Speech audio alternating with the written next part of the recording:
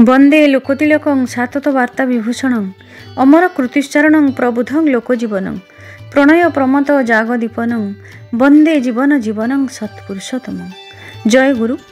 प्रथमे आपण मानक समस्त को आमर ही अमृतवाणी चैनल को अनेक अनेक स्वागत जनाऊँ। आज आलोचनार विषय रखी जे दीक्षा नहीं छाड़देला परे श्री श्री ठाकुर तांकु कौन विपदरू रक्षा करती। भिडियोटी देखिबा पूर्वरु आपण जदि एई चैनल नुआ अछंती तेबे चैनलटी को सब्सक्राइब करिवा पई अनुरोध रहिला। परम प्रेममय श्री श्री ठाकुर को गुरु रूपे ग्रहण करने को हेले दीक्षा नेबा को पड़े। थरे दीक्षा नेले जीवन सारा पाई श्री श्री ठाकुर को पूजा प्रार्थना इष्टभूति आदि करने पाई पड़े। केतेक व्यक्ति अछंती एसबु करने पाई तांको भारी अड़ुआ लगे। आउ केतेक व्यक्ति अछंती सेमाने श्री श्री ठाकुरंकर भावादर्श को न बुझी पारी दीक्षा छाड़ी दियंती। आउ केतेक व्यक्ति कहती ठाकुर तो मो कथा किछि बुझु नाहंती, दीक्षा ग्रहण करी तो मोर किछि हेउ नाही, मु काहेकि दीक्षा पालन करिबी। आमे जानिछे दीक्षा ग्रहण करी इष्टभूति करिबा द्वारा मनुष्यर दुख विपद रिष्ट आदि खंडन होइथाए। मात्र आज गोटे नुआ कथा जानिबा जे दीक्षा नहीं जो माने छाड़ी दे थांती श्री श्री ठाकुर सेमानकु कौन विपदरू रक्षा करि पारंती कि नाही। एही कथाटी बुझिबा सहज हेबो गोटे शिक्षणीय सुंदर घटना जानिले। कोलकातार टालीगंजर अधिवासी थिले श्रीजुक्त सुरजित दास। से 2006 मसीहारे श्री श्री ठाकुरंकर दीक्षा ग्रहण करथिले। पेशारे थिले से जणे सेंट्रल गवर्नमेंट रो एम्प्लॉई। गोटे लेदर एक्सपर्ट कंपनी रे से सीनियर चीफ अकाउंटेंट भावरे कार्य करुथिले। 2012 मसीहारे निजर बाबा माँ स्त्री एवं ससुर घरर किछि आत्मीय जनक सहित आसी ठाकुर बाड़ी रे रहिबा पई आसीथिले। सही समय रे आश्रम रे रहिबा एवं प्रसाद सेवन करिबा पई अर्घ्य प्रशुस्तिर प्रयोजन थिला।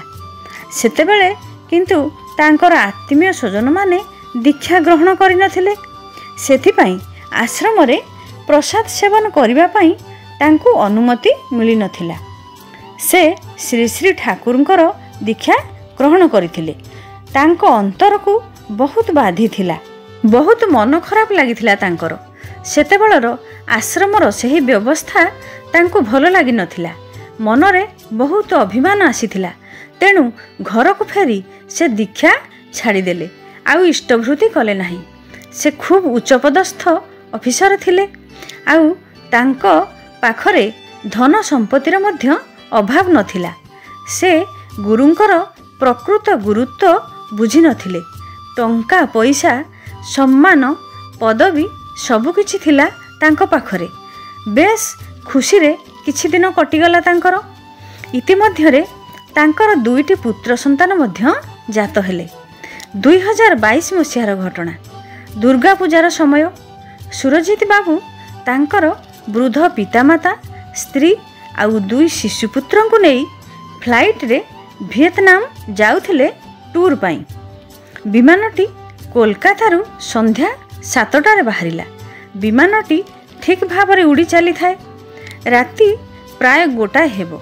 आउ 1 घंटा परे विमानटी वियतनाम बंदर रे पहुँचीबो। हठात सुरजितंकर माँ तांकु हातरे इशारा देई डाकिले। सुरजित बाबू हठात भयभीत होई गले। माँ को पाखरे पहुँची देखिले तांकर बाबांकर देह भीषण असुस्थ हो जाइछि। संगे संगे डाक्तर विमान सेविका दल सेठारे पहुँची गले। यथोपयुक्त चिकित्सा कले मध्य किछि भी लाभ हैला नाही। तांकर बाबांकर सेन्स नथिला। किछि समय परे बाबांकर सेन्स फेरिला, किंतु जणागला जे से काहाको भी चिन्हि पार नाहंती। जहा हेउ विमानटी बंदर रे लागिला। सेमाने वियतनाम रो होचिमिन शहर रे गोटे होटेल रे रहिले। सुरजित बाबू देखिले बाबा को 103 डिग्री ज्वर।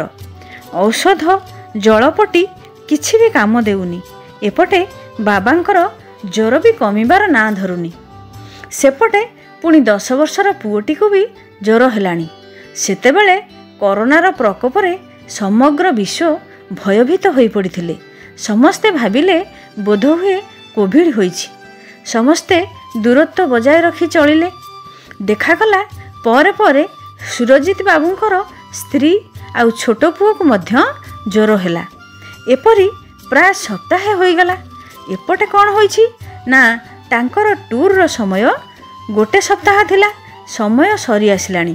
ଏପଟେ ସମସ୍ତଙ୍କର ଦେହ ଖରାପ। ଟେଷ୍ଟ କରାଗଲେ ଯଦି କୋଭିଡ୍ ପଜିଟିଭ୍ ହେଲା ତେବେ ଭାରତ ସରକାର ଆଉ ଦେଶକୁ ଫେରିବା ପାଇଁ ଅନୁମତି ଦେବେ ନାହିଁ। ସୁରଜିତ ବାବୁ ଆଉ ତାଙ୍କ ମାଙ୍କ ଛଡ଼ା ସମସ୍ତେ ଜ୍ୱର ସର୍ଦ୍ଦି କାଶରେ ଆକ୍ରାନ୍ତ। ଫେରିବାର 1 ଦିନ ଆଗରୁ 2 ପୁଅଙ୍କୁ ନେଇ ହସ୍ପିଟାଲ ଗଲେ। ଆଉ ସେହିଦିନ ହିଁ ଫ୍ଲାଇଟ୍ ଭାରତ ଆସିବ। ଯଦି ପଜିଟିଭ୍ ରିପୋର୍ଟ ଆସିବ ତାହେଲେ ବହୁତ ଅସୁବିଧା ହୋଇଯିବ। ଏଠାରେ ଆଉ 14 ଦିନ ରହିବା ପାଇଁ ପଡ଼ିବ। ଯେତିକି ଟଙ୍କା ଆଣିଥିଲେ ତାହା ସରିବା ଉପରେ। ଆହୁରି 14 ଦିନ କିପରି ରହିବେ? ଏହିପରି ଚିନ୍ତାରେ ପଡ଼ି ବ୍ୟତିବ୍ୟସ୍ତ ହୋଇପଡ଼ୁଥାନ୍ତି ସୁରଜିତ ବାବୁ। ହଠାତ୍ ତାଙ୍କର ମନେ ପଡ଼ିଲା ଯେ ତାଙ୍କ ଜୀବନରେ ତ ଗୁରୁ ଅଛନ୍ତି, କିନ୍ତୁ ସେ ଇଷ୍ଟବୃତ୍ତି କରିବା ଛାଡ଼ି ଦେଇଛନ୍ତି। ବୀଜ ନାମ ଠିକ୍ ସେ ମନେ ପଡ଼ୁନି। ବହୁତ ଭାବିଲା ପରେ ମନେ ପଡ଼ିଲା, ମୁଁ ଅକ୍ରୋଧୀ, ମୁଁ ଅମାନି, ମୁଁ ନିରଳସ। ନିରୁପାୟ ହୋଇ ସେହି ଲାଇନ୍ ସବୁ ବୋଲିବାକୁ ଲାଗିଲେ। ଶ୍ରୀ ଶ୍ରୀ ଠାକୁର କେବେ ବି ଆମଠାରୁ ଦୂରେଇ ଯାଆନ୍ତି ନାହିଁ। ସେ ସମସ୍ତଙ୍କୁ ଭଲ ପାଆନ୍ତି, ସମସ୍ତଙ୍କୁ ନିଜର ସନ୍ତାନ ମନେ କରନ୍ତି। କିନ୍ତୁ ଆମେମାନେ କ'ଣ ପ୍ରକୃତରେ ତାଙ୍କୁ ନିଜର ଆତ୍ମୀୟ ଆଉ ପ୍ରିୟ ପରମ ରୂପେ ଭାବିପାରିଛେ? ତାପରେ କ'ଣ ହେଲା ନା ସୁରଜିତ ବାବୁଙ୍କର 2 ପୁଅଙ୍କର କୋଭିଡ୍ ନେଗେଟିଭ୍ ଆସିଲା। ଅସୁସ୍ଥ ସ୍ତ୍ରୀ ଆଉ ସମସ୍ତଙ୍କୁ ନେଇ ପରଦିନ ସକାଳେ କୋଲକାତା ଚାଲି ଆସିଲେ। ଆଶ୍ଚର୍ଯ୍ୟର କଥା, ପରଦିନ ଦେଖାଗଲା ତାଙ୍କର ବାବା, ସ୍ତ୍ରୀ ଆଉ 2 ପୁଅ ହଠାତ୍ ସୁସ୍ଥ ହୋଇ ଉଠିଲେ। ସୁରଜିତ ବାବୁ ଏସବୁ ଦେଖି ଠାକୁରଙ୍କୁ ଅନେକ ଅନେକ କୃତଜ୍ଞତା ଜଣାଇଲେ। ମନ ମଧ୍ୟରେ ତାଙ୍କର ଅନେକ ଅନୁତାପ। ଏତେ ଦିନ ଧରି ମୁଁ ଶ୍ରୀ ଶ୍ରୀ ଠାକୁରଙ୍କୁ ଛାଡ଼ି ଦେଇଥିଲି। ତଥାପି ମୁଁ ଯେତେବେଳେ ଅସୁବିଧାରେ ପଡ଼ିଲି ସେତେବେଳେ ମୋର ସ୍ୱାର୍ଥ ପାଇଁ ତାଙ୍କୁ ଡାକିବାରେ ଲାଗିଲି। ପରମ ପିତାଙ୍କର କେତେ ଦୟା, କେତେ କରୁଣା।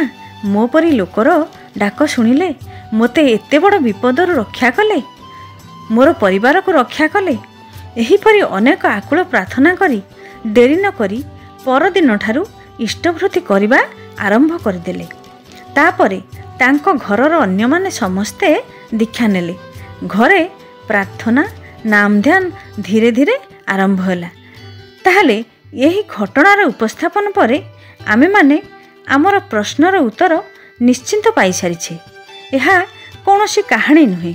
ଏହା ହେଉଛି ଆମ ପରି ଦିଗହରା, ପଥହରା ଜଣେ ଭକ୍ତର ଜୀବନର ସତ୍ୟ ଘଟଣା। ଆମେ ଅନେକ ସମୟରେ ଅଜ୍ଞାନତାବଶତଃ ଅନେକ ଭୁଲ କାର୍ଯ୍ୟ କରିବସୁ।